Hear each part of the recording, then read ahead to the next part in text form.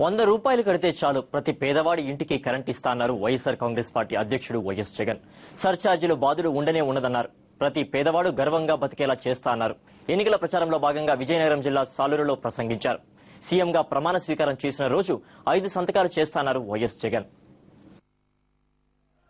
ఇవాళ ఒక్కసారి పేదవాడి గుడిసెకు పోతే, పేదవాడు నివాసం ఉంటున్న ఇళ్లకు పోతే అక్కడ పేదవాడికి కరెంటు బిల్లు ఎంత వస్తా ఉంది అని చెప్పి నేను మామూలుగా అడుగుతా. అడిగినప్పుడు ఆ ప్రతి పేదవాడికి ఇవాళ పరిస్థితి ఎలా ఉంది అని అంటే కరెంటు బిల్లు ఎంతో తెలియదు, సర్ఛార్జీ ఎంతో కూడా తెలియని పరిస్థితిలో ఇవాళ కరెంటు బిల్లులు వేస్తా ఉన్నారు.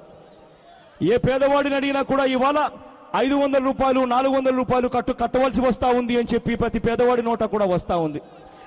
ఇవాళ నేను చెప్తున్నాను, ఇవాళ ఇటువంటి పరిస్థితిలో ఆ పేదవాడు ఉన్నాడు కాబట్టి చాలా చోట్ల ఏం జరుగుతా ఉంది అని అంటే ఆ 400 రూపాయలు 500 రూపాయలు కట్టే పరిస్థితిలో ఆ పేదవాడు లేక ఇవాళ ఆ మీటర్లు చెడిపోయాయి, ఆ మీటర్లు ఆగిపోయాయి, డిస్కనెక్ట్ అయిపోయాయి. దొంగ కరెంటు ఇలా వైర్ల నుంచి తీసుకుని వచ్చి దొంగ కరెంటుతో ఇవాళ పని నడుపుకుంటా ఉన్న పరిస్థితిలో ఉన్నారు. ఇలా దొంగగా నడుపుకోవాల్సిన అవసరం లేని రోజు తీసుకొస్తాను అని చెప్పి ప్రతి పేదవాడికి నేను హామీ ఇచ్చి చెప్తున్నా. ఇవాళ ఏ పేదవాడైనా కూడా తాను కనీసంగా బతకాలి అని అంటే ఆ ఇంట్లో 2 లైట్లు ఉండాలి, ఒక టీవీ ఉండాలి, ఆ ఇంట్లో 2 ఫ్యాన్లు ఉండాలి. ఇలా 2 ఫ్యాన్లకు 3 లైట్లకు 2 ఫ్యాన్లకు ఒక టీవీకి మొత్తంగా 150 యూనిట్లు అవుతుంది.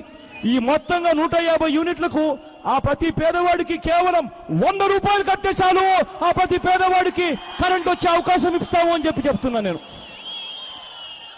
ఏ పేదవాడు కూడా దొంగగా కరెంటు లాక్కోవాల్సిన అవసరం లేదు. ఆ ఏ పేదవాడైనా కూడా ఆ పేదవాడికి గర్వంగా కూడా కరెంటుతో బతికే పరిస్థితి తీసుకొని వస్తానని కూడా ఇవాళ హామీ చెప్తున్నా.